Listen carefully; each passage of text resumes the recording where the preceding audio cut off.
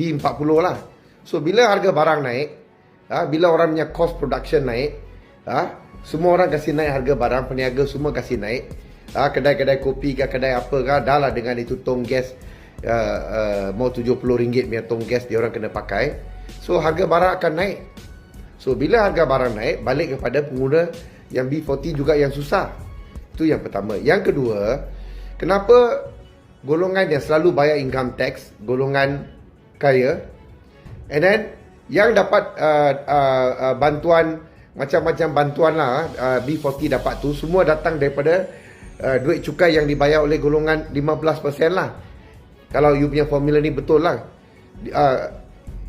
duit yang datang daripada 15% golongan kaya raya, peniaga-peniaga besar-besar tu digunakan untuk bantu itu B40 ni orang lah, dengan pelbagai luaran punya skim-skim bantuan tu lah.